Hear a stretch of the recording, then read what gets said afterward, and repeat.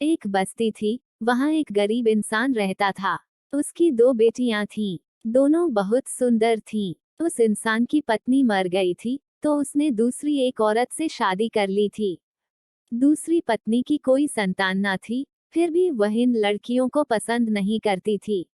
एक दिन की बात है, गांव के मुखिया की बेटी की शादी थी। वह इंसान उस शादी में जाता है। वहां भोज में सज्जप्पा नाम की एक मिठाई बनी थी। उसे वह बहुत अच्छी लगती है। वह घर लौटकर पत्नी से सज्जप्पा बनाने की मांग करता है। पत्नी कहती है कि उसे बनाने में काफी चीजें लगती हैं, उन्हें दुकान से लाना पड़ता है। लाकर देने पर वह सज्जप्पा बनाकर खिला सकती है। गरीब इंसान, जेब खाली। सज्जप्पा खाने का बहुत मन कर रहा है। अब वो क्या करे? दुकान के पास गया। दुकान के मालिक से मुफ्त में मांगने पर उसने मना कर दिया। फिर क्या करे? दुकान में सामान देने वाले लड़कों से मांगकर उसने चावल और मैदा इकट्ठा किया। गुड़ भी मिला, मगर सज्जप्पा तेल में तलकर गुड़ के पाक में बनने वाली चीज होती है। गरीब इंसान तेल कहाँ से लाता? उसे एक उपाय सूझा। वह दुकान में गया। दुकान में डिब्बों का मुंह काटकर तेल भरकर रखा था। उस इंसान की पीठ पर एक गमछा था। उस गमछे को उसने अपने सिर पर साफ बांध लिया और सामने खड़े होकर तेल का भाव पूछने लगा। तभी एक दूसरा ग्राहक भी आया। दुकानदार उस पर ध्यान देने लगा। तभी इस इंसान ने अपना साफा तेल के डिब्बे में गिरा दिया। दुकानदार जैसे ही उसकी तरफ मुड़ा, उसने दुकानदार को गाली देना शुरू कर दिया। कहा, तेल का डिब्बा एक तरफ रखा जाता है, सामने थोड़े ही रखते हैं। अब मेरा गमछा खराब हो गया। उसकी गालियां सुनकर दुकानदार वास्तव में डर गया। माफी मांगने लगा। फिर यह इंसान घर लौट आया। आकर अपने गमछे को निचोड़ा, तो इसमें से करीब एक सेर तेल निकला। उस तेल में तलकर सज्जप्पा को गुड़ के पाक में डाला। सज्जप्पा बन गया। अब सज्जप्पा को खाने की बारी थी। वह दूसरी पत्नी सौतेली माँ थी उन लड़कियों की। उनकी आंख बचाकर उसे उन दोनों को सज्जप्पा खाना था। तो उसने क्या किया? रसोई घर का दरवाजा बंद कर अपने मियाँ को परोसकर खुद भी खाने लगी। लड़कियों को सज्जप्पा की गंध मिली, तो वे सौतेली माँ से मांगने लगी। उस सौतेली माँ ने विवश होकर दोनों को एक एक टुकड़ा खिला दिया। अगली सुबह फिर वही हुआ, तो सौतेली माँ ने किसी तरह इन लड़कियों से पिंड छुड़ाना चाहा। किसी तरह अपने पति को मनाकर रात को सोते वक्त उन दोनों लड़कियों को उठाकर जंगल छोड़ आई। दोनों जंगल में रहती हैं, यह सोचकर कि माँ बाप दोनों ने उनके साथ धोखा किया। वे जंगल में चलती जाती हैं। तभी छोटी लड़की को प्यास लगती है। आगे एक पग भी चलना मुश्किल हो जाता है। वो वहीं बैठ जाती है। बड़ी लड़की चिंता और घबराहट में चारों तरफ देखती है।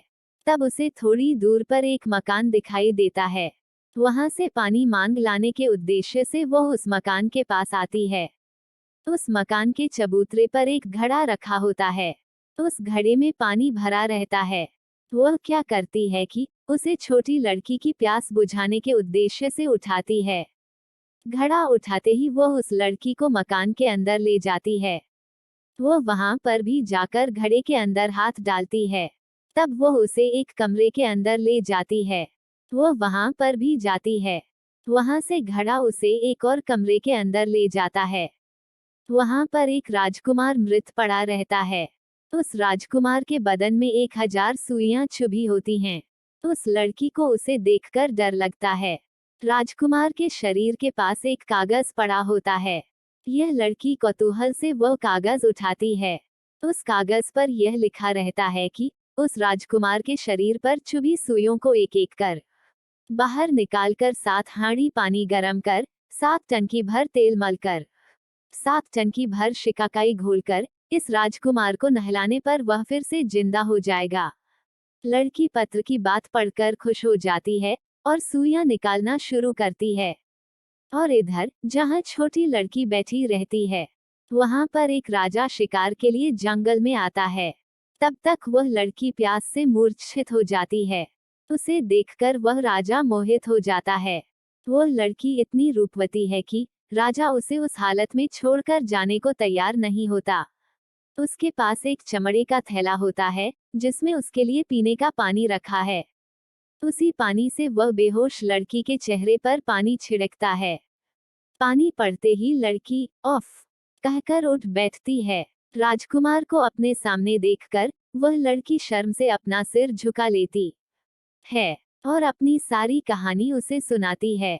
बहुत देर तक बड़ी बहन के न लौटने पर उसे लगता है कि दीदी कहीं चली गई। अकेली बैठकर वह क्या करती। राजकुमार के साथ वह उसके गांव चली जाती है। अपने राज्य में लौटकर राजकुमार उस लड़की से शादी कर लेता है। इधर बड़ी लड़की खूब मन लगाकर राजकुमार के बदन से सुइयां निकालने में लगी रहती है। अभी 50 के करीब सुइयों को बाहर निकालना बचा रहता है। शाम का वक्त था। वह अपने बाल संवारती छत पर खड़ी भी है। तभी वहां पर मछुआरा अपनी पत्नी पर किसी कारणवश गुस्सा होकर उसकी पिटाई कर घर से बाहर निकाल देता है। यह घटना घटने पर उसकी जानकारी मिलते ही बड़ी लड़की उसे अपने साथ लिवा लाती है और अपने साथ रख लेती है। तब तक राजकुमार के बदन से सभी सुइयों को निकालने का काम भी पूरा हो जाता है। पत्र की सूचनानुसार 7 हांडी पानी गरम कर 7 टंकी भर तेल मलकर शिकाकाई से नहलाती है तो राजकुमार सचेत होकर उठ बैठता है। उसके सचेत होने के साथ बड़ी लड़की शर्माकर दूर खड़ी हो देखती है। जैसे ही राजकुमार प्राणवान होकर आंख खोलता है, उसके आगे मछुआरे की बीवी बैठी दिखती है। राजकुमार को यह वहम होता है कि उसी औरत ने उसे दोबारा सप्राण बनाया है। वह मछुआरे की घरवाली का हाथ पकड़ता है। तब भी बड़ी लड़की अपना मुंह खोलकर नहीं बताती कि उसने ही उसे बचाया है। इसी तरह दिन बीतते रहते हैं। एक दिन राजकुमार कहीं बाहर गांव के लिए निकलता है। निकलने से पहले वह इन दोनों महिलाओं से पूछता है कि उनकी पसंद की कौन सी चीज लानी है। मछुआरे की पत्नी तो अपनी पसंद के गहने आदि मांग लेती है, मगर वह लड़की ऐसी कोई चीज नहीं मांगती, मगर उससे एक हौवा लाकर देने को कहती है। राजकुमार की समझ में नहीं आता कि वह लड़की सब कुछ छोड़कर एक हौवा ही क्यों मांग रही है। खैर, वह चला जाता है। लौटते समय याद से दोनों की मांगी चीजें खरीदता है, फिर उन्हें ला देता है। मछुआरे की पत्नी वे गहने पहनकर बहुत खुश होती है। लड़की को हौवा देकर पूछता है कि उसने अपने लिए यह अजीब चीज क्यों मंगाई। तब बड़ी लड़की अपनी सारी कहानी उसे सुनाकर कहती है कि मेरा जीवन ही एक हौवा है, मेरे जीने का कोई विशेष अर्थ नहीं। वह राजकुमार के हाथ एक तलवार देकर कहती है कि इससे उसे काट दे। राजकुमार लड़की की कहानी से बहुत प्रभावित होता है। मछुआरे के पास उसकी पत्नी को पहुंचाकर सुखी जीवन जीने का आदेश देता है और लड़की से शादी कर उसे अपने राज्य में ले जाता है। वहां जाने पर उसके भाई छोटे राजकुमार के साथ छोटी लड़की को देखकर खुश होता है। दोनों भाई शादियां रचकर सुखी जीवन जीते हैं।